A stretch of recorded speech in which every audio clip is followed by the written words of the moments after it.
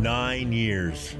Over 3,228 days, I have carried my Bowtech bow. During that time, I've traveled to 4 continents, fired well over 100,000 arrows. 500 successful bow hunts came from that. We have been able to see some awesome country, from the suns of Africa to the Arctics of Canada, walking and discovering God's grace together. We've hunted strange animals in many different lands, gathering every ounce of energy we have to climb and to rise to the occasion, working for that one moment where we get to work together and draw and fire one arrow with such precision. Every year looks forward to targeting the whitetails and the mule deer out here in Alberta, Canada. Grab the bow and go after what I believe some of the largest mule deer in the world, and this resource is just in check. It's not a hobby of mine, it's a passion, and it's my job, and I love to do it and take care of clients and try and get them to accomplish their goals and dreams.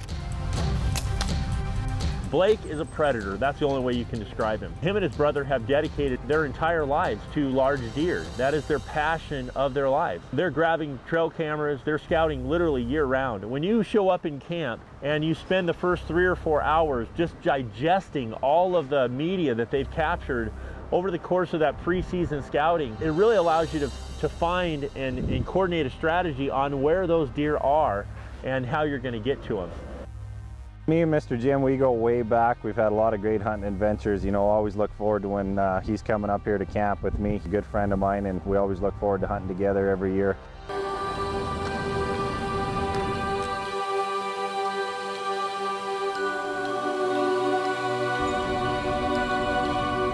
Well, opening morning. A lot of great deer running around, man. It's looking like it's going to be a really, really good year. I'm really excited about it. 18. Here we go. 18. It is awesome to have a tag in Alberta for these big mule deer bucks. We're getting prepared. We're going to skirt this field. We've got 6 bucks that we know have been using this area. We've got them in game tracker camera, got them on video, and there's an absolute giant deer that's well over 220 inches. The 200 mark is the holy grail. To be 20 inches over that, this could be the finest place I've ever hunted for a mule deer buck right here. Just got to be sneaky and get lucky.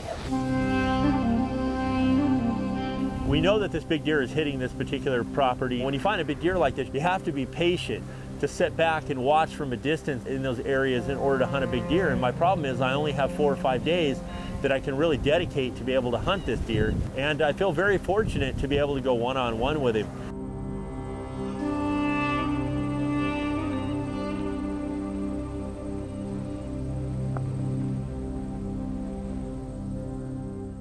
Well, for those of you who live in farming community, you know exactly what that is. Right now, these deer really aren't targeting this wheat, but they are targeting the edges of it. But most of the deer are in the canola, and a few of them in the standing oats. But these wheat fields are absolutely beautiful when you see the wind blow over the top of them. I mean, it's just awesome being in wild places like this and getting to respect the farmers that make money off the land. One of the most wholesome ways to make a living.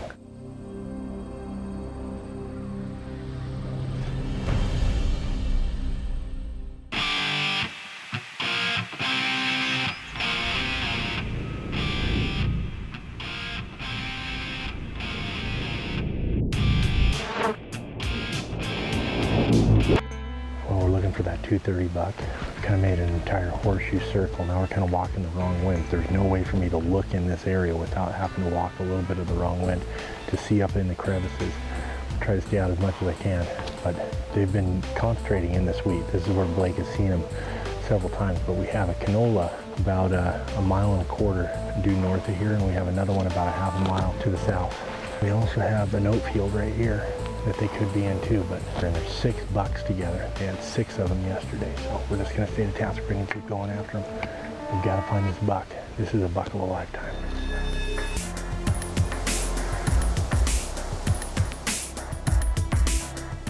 Well, it's opening day of deer season. I've been waiting all year long to come out here in Alberta.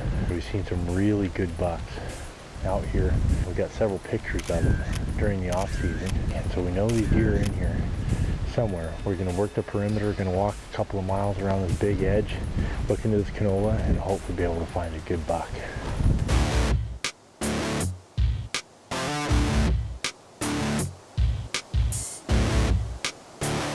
to make our first stalk. It is opening day, we're in Alberta, and we're going after some giants.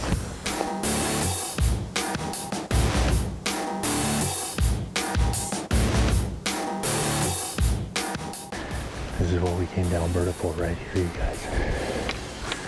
Gonna make our final approach. We're 250 yards and closing. And oh my gosh, I have that 180-inch deer bedded within 40 yards of me. All I have to do is get him up in order to shoot him. When that big 180-inch deer stood up, I just had to watch him. I couldn't shoot him. I wanted the 230. And I've not been a trophy hunter many times in my life, but this one was something I really wanted to meet the challenge and be able to go after this big deer. You know, Blake and I have become friends over the years, and one of the cool things I love to do is just walk through his living room every year, because these are some of the biggest giant deer you've ever seen. This deer right here is so big it doesn't even look real. Look at the brows on that deer. I mean, he's got everything.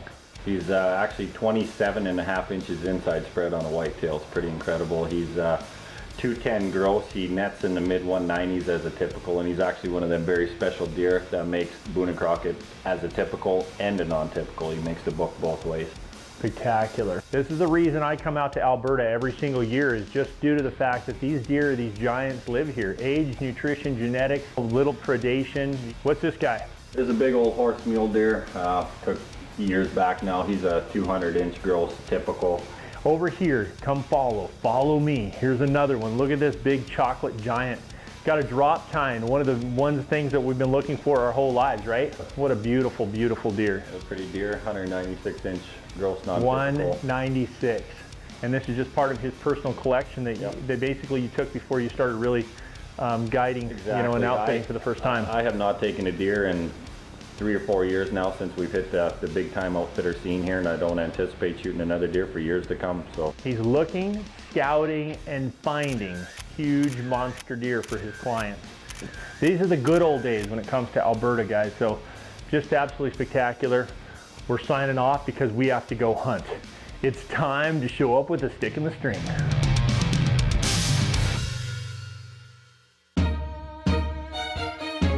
Canadians are just spoiled, stinking rotten. I mean, let's just face it. They've got big deer, big elk, big sheep. They got big everything. And from the first time I went out to Alberta and I took my first black bear and I was able to take my first whitetail, and then I took a big mule deer buck, I knew that I was hooked. It was in my blood. I knew that I wanted to come back to Canada every single year because of the resources. There's very few places in North America that can target Boone and Crockett whitetail and Boone and Crockett mule deer on the same hunt here. This part of the country, these deer are very typical big mule deer bucks. They're very tall. They've got big, deep forks. No, they aren't like a lot of the scab bucks that we see out throughout South Dakota, or maybe in Montana in some places, or even in Wyoming. These deer have really good mass. They've got really deep forks. They're not real crabby. They're big, typical mainframes, really high scoring deer.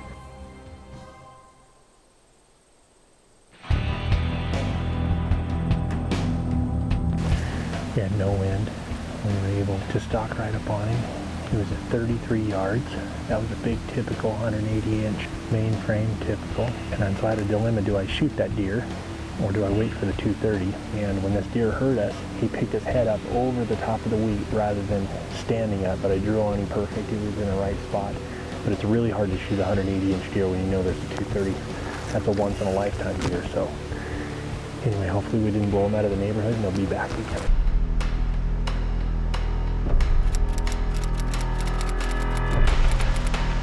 That is a once-in-a-lifetime deer right there, for sure. Huge, huge non-typical. Got 9 on one side and 11 on the other.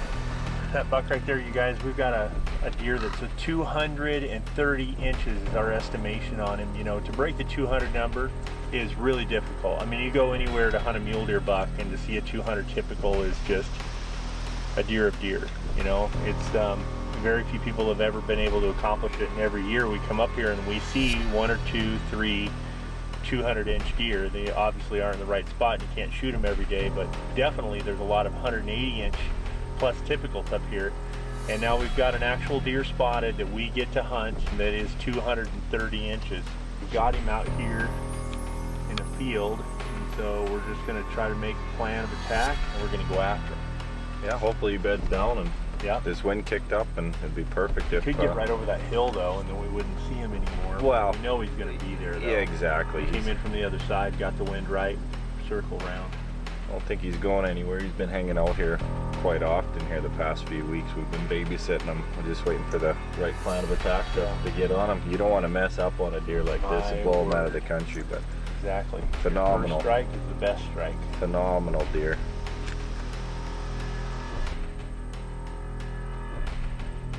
I'm like, oh Lord, this is the greatest opportunity I personally have ever had with a mule deer tag in my hand to be able to take a deer of this caliber. This is extremely special.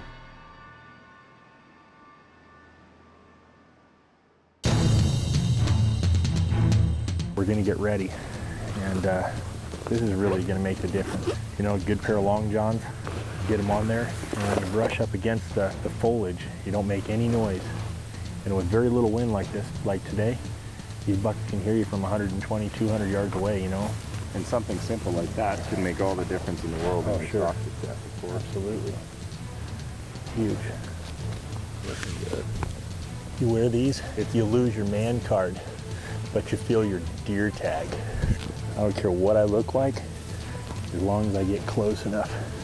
It's all about getting inside your effective range, and any weapon that you can use on your body to take you to that spot. Who cares? My sneaky feet. Just the bottom of my foot, the only exposed area. Now, those work really well most of the time, but I'm gonna go ahead and throw a pair of socks over the top of them. Yep. I'll even be more quiet.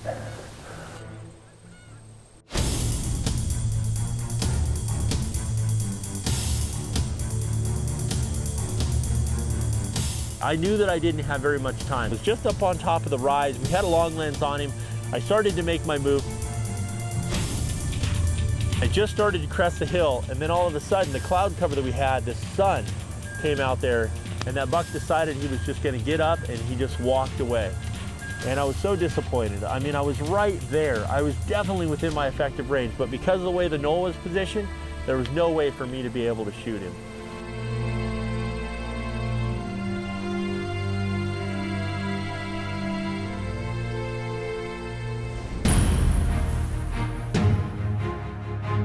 This year was the deer year, no doubt about it. Stock after stock after stock. I'm contemplating, am I gonna find that 240? Should I actually shoot this deer? I would make another stock and get within 30 yards, and another stock and get within 30 yards, and another one, and another one. I mean, we had lots of opportunities. You know, you're wondering whether you're gonna be able to find that deer. He went off in a pocket and I couldn't find him for 2 or 3 days. And then we'd see him again, and then he wouldn't be in the right location. This is the moment of truth. This is when you can't choke. This is when you can't have target panic. This is when you need to aim and execute. We're on a 5.5-day hunt. Out of all of the television shows we've done with all of our titles, all of the Africa ones, all the North America ones, all the firearm ones, this right here in the last 5 days, we have laid down what we're most proud of. What you've watched over the last few minutes has to be the greatest show that we may have ever built on deer. We're in the last morning of our hunt. We've been chasing that big typical 3x3 mainframe. It's got over a 200-inch, big frame on him. Giant. We've seen a lot of like 185-inch bucks that we passed on over and over again, lots of 170s. And then we have the 230-inch deer, the Holy Grail. I told myself when I laid eyes on that deer that I was gonna go home with an unpunched deer tag unless I killed that deer. And unfortunately, I've lied. I lied to Blake, and now I've lied to you guys, because this morning, we've decided that we're gonna stalk any mature deer we can and see if I can fill my deer tag here in the 9th inning. That's it. And pull it off. But anyway, I think we have a really good chance at this buck. We've got one spotted. We're gonna have to get above him for the wind. That's right. He's got his morning bed. It's a really good one. He's not 230, but he's a good deer. He's a mature deer. Good looking buck. Yep. All right, bud. Let's go. Get him. You ready? Yeah, I'm ready. All right, let's do it.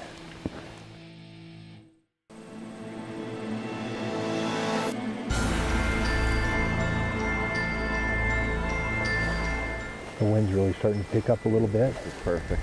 I think it's easy to set up on top of this hill, right? Yeah. And then I'll try to circle all the way back around, get on the back side of him, and then just move when the gust of winds are. Yeah, I'll just stay up top on that hill and keep an eye on him and guide you left, right. I think it'll work. All right, man. I'll see you after the fireworks are over. Good luck, man.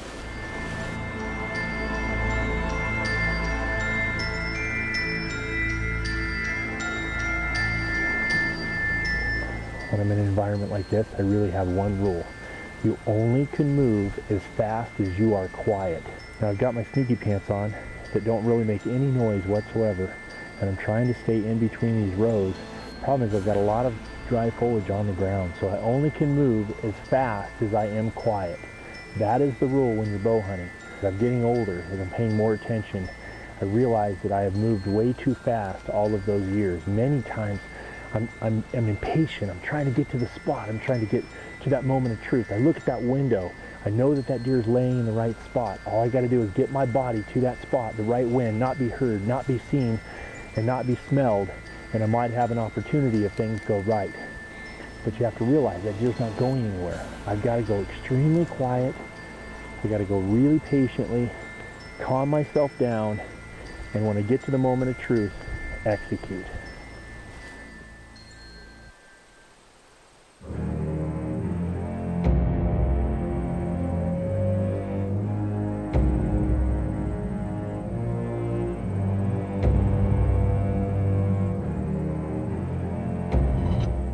We've got a bunch of wild oats that grew in this wheat field, and so I'm using that as kind of a reference.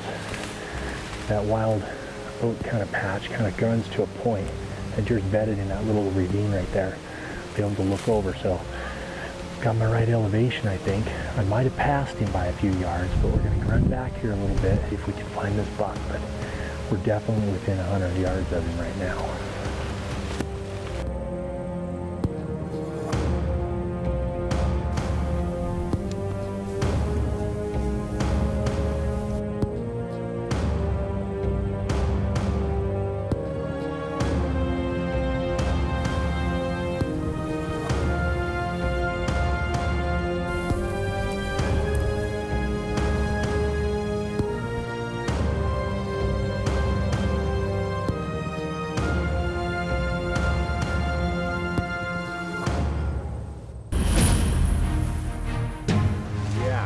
We did it, dude.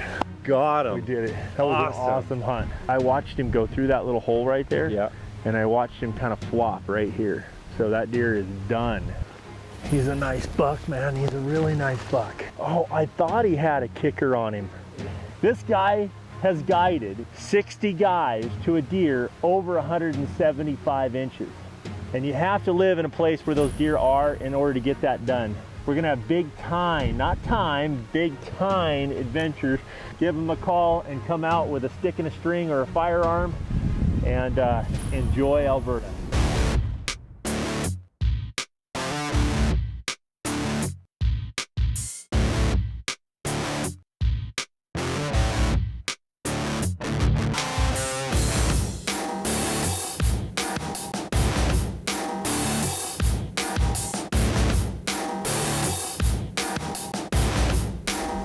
Bowtech's Western Extreme, brought to you by Bowtech Archery. Refuse to follow.